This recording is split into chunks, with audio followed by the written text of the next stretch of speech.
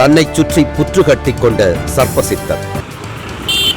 சென்னை அருகில் உள்ள மாங்காடு கோவிந்தராஜ் நகரில் இருக்கிறது சர்ப்பசித்தரின் ஜீவ ஆலயம்.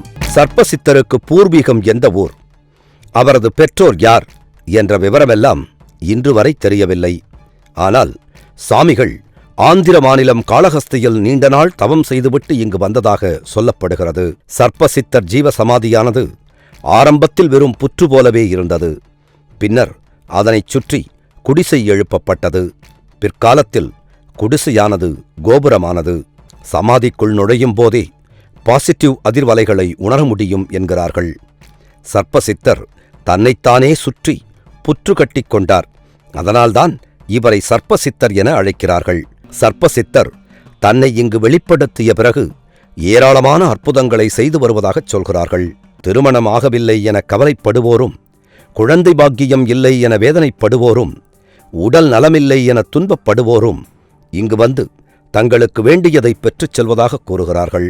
சர்ப்பசித்தர் கவலையோடு வரும் அன்பர்களின் கனவில் வருவார் என்கிறார்கள். அப்படி வந்துவிட்டால் அவர்களது துன்பம் சூரியனைக் கண்ட பனிபோல் விலகிவிடும் என்றும் கூறுகிறார்கள்.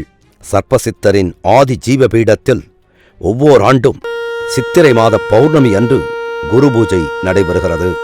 அதேபோல மாதா மாதம் பௌர்ணமி அன்று சித்தர்கள் யாக பூஜை மிக சிறப்பாக நடைபெறுகிறது. அது மட்டுமின்றி நோயாளிகளுக்காகவும் சாலையில் வசிப்பவர்களுக்காகவும் சிறப்பு பூஜை நடைபெறுவது குறிப்பிடத்தக்கது.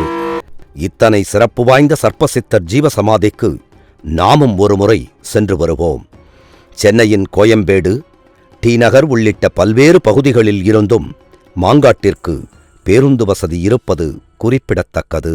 மகான்களை படிக்கும்போது எனக்கு தோணும், வள்ளல் பெருமானாரையும் அருட்தந்தையினுடைய உலக சமாதானத்தை படிக்கும்போது ஆச்சரியப்பட்டு இருக்கிறேன். எவ்வளவு நுணுகி போயிருந்தா இப்படியெல்லாம் எழுத முடியும். அதே ஆச்சரியத்தை உண்மையாக மனதார சொல்கிறேன். இந்த ஐயாவுடைய ஞான அமிர்தம் படிக்கும்போது நான் ஆச்சரியப்பட்டேன். ஞான அமிர்தம். நாம் எங்கும் ஏமாறாமல் சித்த நிலை உடையவர்கள் எப்படி இருப்பர்? அறம் மூலமாகவே நம்முள் இறை உணர்வை எவ்வாறு பெறுவது? சித்தர்கள் அருளை பெறும் சூட்சும வழிகளையும், இயல்பான வாழ்விலே ஞான வாழ்வை வாழும் வழிகளையும் சித்தர்கள் சொன்னதை எளிமையான உரையில் எல்லோரும் புரிந்து கொள்ளும் வகையில் இந்நூல் படைக்கப்பட்டிருக்கிறது. நூல் உங்களுக்கு வேண்டுமா? அதற்கான அலைபேசி எண் 7397394. ஜிபே மூலம் செலுத்த 9176564723.